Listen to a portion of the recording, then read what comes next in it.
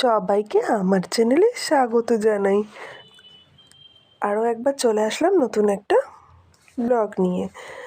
আর আমি যে তোমাদের বলেইছি যে আমি যে ঠিকমতো ব্লগ করতে পারি না, শুধুমাত্র মেয়ের জন্যই করা। যাই হোক, কন্টিনিউ এর জন্যই করছি।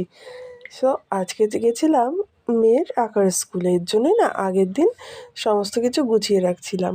আর আমাদের মতো মেয়েরা, ঘরের বউরা তো আগের দিন যত কাজগুলো গুছিয়ে রাখবে ততই তাদের পরের দিন সুবিধা হয়।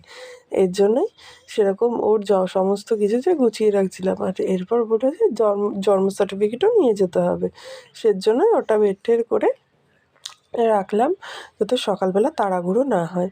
কোনো রকমে সমস্ত কিছু গুছিয়ে রাখার পর এরপর সকালবেলা শুধু ওর বাবার টিফিনটা করলাম, আর আমিও একটা রুটি খেয়ে গেলাম হলো আঁকার স্কুলে।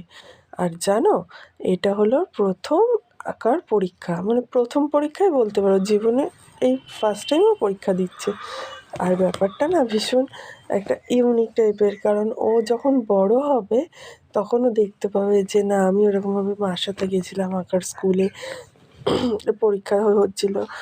আমরাও তো দিয়েছিলাম পরীক্ষা, কিন্তু আমাদের তো কোনো স্মৃতি নেই। এটা হলো একটা জাস্ট স্মৃতি, যে ও যখন আজ থেকে ধরো 10 বছর পর 15 বছর পর যখন বুঝবে, তখনও এটা ওর মধ্যে বেশ এটা মানে ভালো লাগা কাজ করবে। এর জন্যই এই ভিডিওটা করা। আর যাই হোক, আমরা ওখানে গিয়ে ফর্ম তুললাম। যেতে একটু সময় লেগেছিলো, কারণ চিনি না।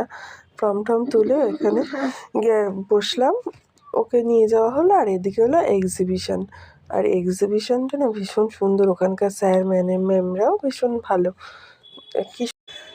যাই হোক, শুরু হতে তো একটু দেরি হয়েছিল।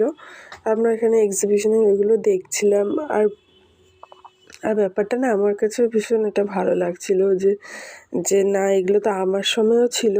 আর মেনলি ওকে নিয়ে গেছিলাম, প্রথমে নিয়ে যেতে চাইছিলামই না, যে না ও পারবে না। তারপর ওখানে বলার পর ওরা শুধু রঙের ডিপার্টমেন্টেই ওকে দিল, শিশু বিভাগে। আর এখনকার দিনে বাচ্চা কাচ্চা সব একা একা থাকে, এখানে গেলে একটু সঙ্গ পাবে, দেখেও ভালো লাগবে, যে না একটা ইন্টারেস্ট গ্রো করবে, যে না এখানে তো ওর মতো অনেক ফ্রেন্ডসরা আছে, ও যাতে একটু দেখে, আর যদি ইন্টারেস্ট পায়। এর জন্যই ওকে নিয়ে যাওয়া। এরপর যাই হোক একটুখানি করে আর করতে চাইনি। ওখানকার স্যার ম্যাডামরা একটু বুঝিয়েছে যে না একটুখানি বসো তারপর করো, কিন্তু না, ও আর করবেই না, একটু কান্নাকাটির মতো করে দিয়েছিল। যাই হোক, একটুখানি করেই বাড়ি